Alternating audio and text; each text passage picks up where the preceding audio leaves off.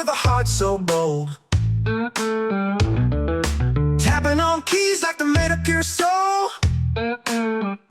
Building dreams out of digits, making websites roll. Oh, Austin code monkey, working all night. SEO wizard making rankings take flight. From the Texas heat to the neon glow, you're the constant king of the SEO show. It's the quiet nightmare of every modern business owner.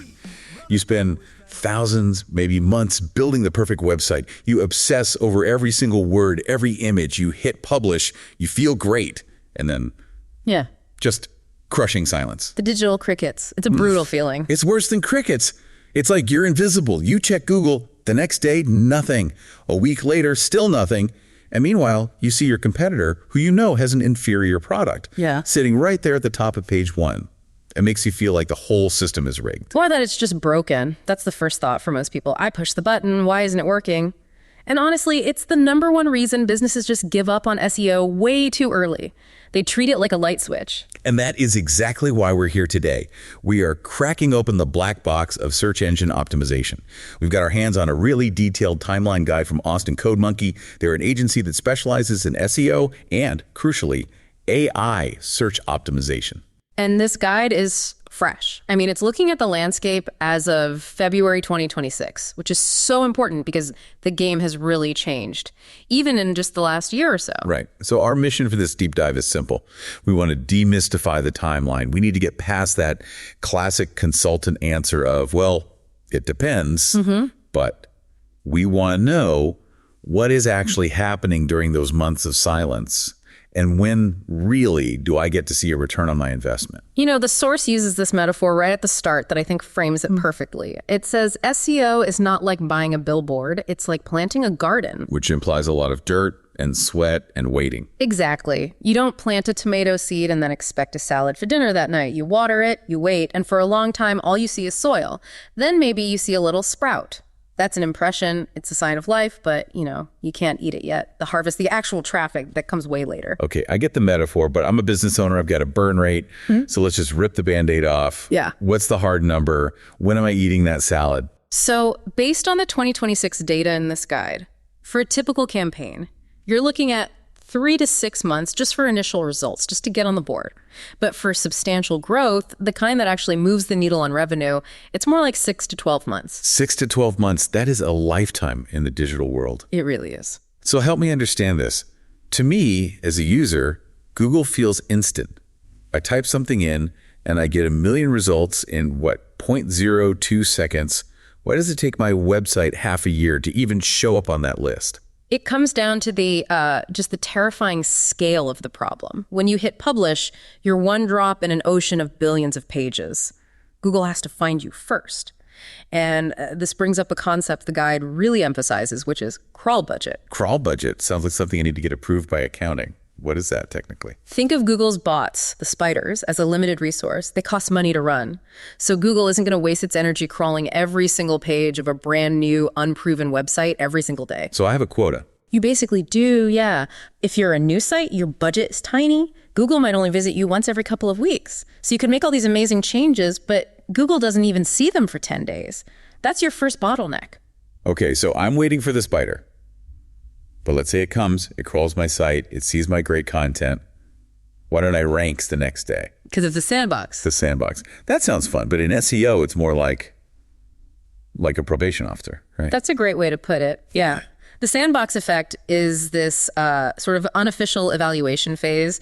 It can be 3 to 6 months. Google is trying to figure out, are you a real business or are you just a spam site that's going to vanish in a week? So it's a trust filter. Precisely. It's a guilty until proven innocent model. Established sites, like a major newspaper, they get to skip the line. They publish, they rank in minutes. But if your domain is brand new, or worse, if it has a sketchy history, you're stuck in the waiting room. That is so frustrating for a legitimate new business. I'm being punished because bad actors exist. The guide compares it to credit repair. You can't fix a bad credit score overnight, no matter how much money you suddenly have. You have to show a pattern of good behavior over time. Google wants to see that pattern. Consistent content, good technical health, users who stick around. So the delay is a feature, not a bug. It's their quality control. Yeah, if Google ranked every new site immediately, the results would be a complete mess. The slowness is the firewall. Okay, I get it. The baseline is slow. Yeah. But not everyone moves at the same speed. The guide breaks down the variables, and I really like the pizza example it used for competition. Oh, yeah, that's the classic mistake people make. They confuse how many people are searching for something with how good of an opportunity it is. Right. So I opened a pizza shop in Austin. My first instinct is to try and rank for best pizza in Austin. And you will fail, or at least you'll be waiting a very, very long time. Just look at who's on page 1 for that. You have Yelp, you have TripAdvisor, you have these huge local food blogs, you have national chains. They've been around for a decade. They have thousands of links. A new site trying to beat them is, it's just not going to happen quickly. So what's the smarter move? Go specific. The guide suggests something like artisan sourdough pizza delivery in East Austin. That's a mouthful. It is, and way fewer people search for it. But, and this is the key, the competition is almost zero. You can rank for that in weeks, not years. And the person searching for that, they know exactly what they want. They're ready to buy. So you're trading volume for speed and intent. Exactly. Specificity is your accelerator. And geography is the same. A local plumber in Austin is competing with, 50 other plumbers? A national e-commerce store is competing with Amazon. The local guy will see results so much faster. Okay, let's go a bit deeper. Under the hood. The guide mentions core web vitals. This feels like jargon we should probably unpack. Core Web Vitals are basically Google's way of measuring how annoying your website is to use. Huh. I like that definition. It's true. It's things like, how fast does your main image load? How quickly can I click a button? And the big one, does the page jump around while it's loading? Oh, I hate that. You got to click a link and an ad loads and pushes everything down. Yes, that's called cumulative layout shift, and Google hates it too. The guide points out that fixing these technical problems is one of the only real quick wins in SEO. If your site is slow, you're making it hard for Google.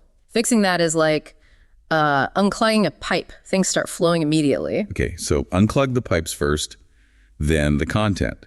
Now, the old advice was always content is king, which led to people just writing tons and tons of words. The guide seems to say that strategy is dead in 2026. It's not just dead, it can actively hurt you. The algorithm now is so good at spotting fluff, it knows if you just wrote 300 words to trick it. But what's the metric now? Value. Comprehensive coverage. One really well-researched 2,000-word guide that truly answers a user's question will beat 10 shallow blog posts every single time. Because the user actually sticks around to read it. Exactly. It's called dwell time. If a user clicks your link and stays for 3 minutes, Google sees that as a good sign. If they click and immediately hit the back button, that's a bounce. The only bounces, and Google thinks this result failed, and it will demote you. This brings us to the last big variable, which always feels the most murky to me. Backlinks. The currency of the web. Right. So explain it simply. Why do links matter so much? A backlink is just a vote of confidence. If a reputable site links to your pizza shop, they're essentially vouching for you to Google. Google counts those votes. More votes from trusted sources means a higher rank. But the guide has this huge warning here. Do not buy links. Yes. This is the trap. You will get those emails, 500 backlinks for $50. Oh yeah. Rank number 1, guaranteed. I get them every day. Delete them. Run. Those are from link farms. And Google knows exactly what they are. If you buy them, you might get a tiny temporary boost, and then you'll get a penalty. And your site just disappears. So you can't just buy your way through the waiting period. Not safely, no. Real links come from relationships, from PR, from creating content so good that other people want to share it. And like any reputation, that takes time to build. Okay, so we have the variables, we have the why. Now let's get tactical. The guide lays out a month-by-month roadmap, which I think is so important for setting expectations. The trough of sorrow is real. So yeah, let's map out the journey. Phase 1, months 1 to 3, the foundation. What's the reality for a business owner here? Month 1 is boring. It's all research, audits, strategy. You're just making the blueprint. Don't even look at your traffic. It will be flat. Eve too. Technical fixes. You're improving site speed, fixing those layout shifts. Now, here's the key. The search engines notice this. In your Google Search Console, you'll see crawl errors going down. That's a win. But your rankings probably haven't moved at all. That's tough. You're 60 days and 2 invoices in, and nothing has visibly changed. And then comes month 3. You start publishing that great content, and you might maybe start to show up for those super specific long tail keywords, like on page 4 or 5. So you're on the board, but nobody's seeing you. Exactly. Invisible to the public, but visible to the bots. And that's phase 1. Then we get to phase 2, months 4 to 6, visibility. This is where you start to feel a pulse. Month 4 is often a big push on local SEO, your Google business profile. You might start showing up on the map for searches in your neighborhood. And month 5. That's when you're doing active link outreach, building those relationships. Your authority score starts to tick upward. And the guide calls month 6 the turning point. Yes. For most campaigns, month 6 is when you finally see that curve start to go up. You move from page 3 to page 2. A few keywords might even hit the bottom of page 1. It's that first real proof of life. So you've survived the desert, now phase 3. Months 7 to 12, authority and scale. Now you're doubling down. You build out topic clusters. You don't just have one article on pizza. You have articles on dough, on sauce, on ovens. You become the definitive source. And month 10. You start hunting for featured snippets. That's position 0, right? The answer box at the very top. That's the one, the holy grail. You can't really get it until you have authority. But by month 10, you can start optimizing your content to steal that spot. And by month 12, your traffic should be night and day compared to month 1. The garden is finally producing. I love that roadmap. But let's go back to that trough of sorrow. Month 3, you're spending money, seeing nothing. How do I know my agency isn't just taking my money? What are the invisible wins I can look for? Don't look at traffic. Look at impressions. Remind us of the difference. An impression means your link appeared on someone's screen. They might not have clicked it. They probably won't if you're on page 3. But it was there. If you see your impressions graph going up and to the right, that means Google is testing you. They're putting you in the results. Rising impressions are the best leading indicator of future traffic. That's really actionable. Check impressions. And also check your indexed pages count. If you publish 10 articles, are all 10 getting indexed by Google? If so, the system is working. If not, you have a technical problem. We talked about the guaranteed page 1 myth. Are there other traps people fall into? The biggest one is set it and forget it. People think SEO is a one-time project. Oh, we did our SEO back in 2025. Yeah, I bought the SEO package. I'm good now. Right. But your competitors never stop. The moment you hit page 1, you have a target on your back. Someone else is working to beat you. It requires constant maintenance. What about AI? People say, why hire a writer? I'll just have ChatGPT write 100 articles. The AI spam trap. Look, AI is an amazing tool. We use it for outlines, for research, but the guide is clear. Unedited, raw AI content is easy to spot. It lacks nuance. It makes things up. Google's 2026 algorithm is specifically designed to find and downgrade that kind of low-effort, automated content. So using AI to assist is smart, but using it to replace human expertise is a dead end. It's a race to the bottom. If everyone's using it, nobody stands out. You still need that human stirk. Okay, so we know the timeline, we know the traps, but I'm still impatient. Are there any ways to accelerate this? The guide mentions a few strategy pivots. There are a few clever moves. My absolute favorite is the page 2 strategy. How does that work? You go into your analytics and you find all the keywords where you're already ranking on page 2. Positions 11 through 20. The most heartbreaking positions. So close. But you're knocking on the door. Google already kind of likes you for that term. So instead of writing a new article from scratch, just go update those pages. Add a new section, a better diagram, update the stats. Pushing a page 2 result to page 1 is so much faster than starting from nothing. That's really smart. Just grab the low-hanging fruit.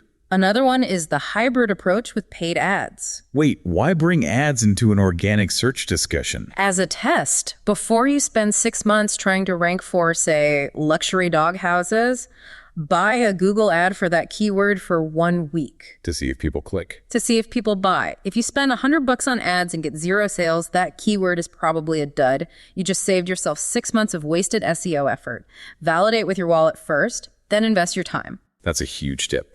Okay, since we are talking 2026, we have to mention AIO. AI search optimization. How is that different from what we've been talking about? Well, think about how people search now. A lot of the time, you're not typing into Google, you're just asking an AI assistant, hey, plan me a trip to Austin. You don't want links, you want an answer. Right, I want the itinerary. AIO is about optimizing your content so that the AI trusts it enough to cite you as the source in its answer. And how do you do that? It's less about keywords and more about facts and entities. You have to structure your data so the AI knows exactly who you are. It's about becoming the source of truth. So the AI says, according to your company. So we're moving from ranking on a list to being a cited expert. Exactly. It's a whole new game. Okay, let's bring it all back home. We've gone through the timeline, the myths, the strategies. What's the one big takeaway for our listener? That SEO, at its core, is an exercise in building trust. You don't trust a stranger the moment you meet them. You watch them over time. Search engines are built to mimic that exact same human behavior. And you can't automate trust. You can't automate it and you can't rush it. You have to earn it. And that takes technical excellence, real value, and the hardest part, patience. The guide mentioned one last thing I found really interesting. It said that changing your domain name basically resets the clock. It can trigger a 3 to 6 month recovery. Right, because you just wiped out your entire credit history with Google. You're a stranger again. And it got me thinking. We live in this world that demands speed for everything. Instant delivery, instant streaming. But search, this fundamental pillar of the internet, is built on this mechanism of slow trust. It's a fascinating point, in a way that slowness is the only thing protecting the internet from chaos. If search engines reacted instantly to everything, misinformation and AI spam would just completely overwhelm the system. The fact that it takes time to earn trust is maybe the last defense we have. So the waiting isn't just a bug, it's the feature that protects the whole system. That's a really powerful way to think about it. Well, on that note, to everyone out there staring at a flat analytics graph, go check your sprouts, check your impressions. Don't dig up the seed. Just keep gardening. The harvest will come. That's it for this deep dive. Thanks for listening. Austin Code Monkey delivers expert web design and SEO services for businesses that want more calls, more leads, and more jobs. Our SEO strategies ensure your online presence keeps growing and bringing in results. For more information, call 737-932-7532 or visit our website at austincodemonkey.com. Austin Code Monkey, working all night. SEO is making rankings take flight. From the Texas heat to the neon glow, you're the code swinging king of the SEO show.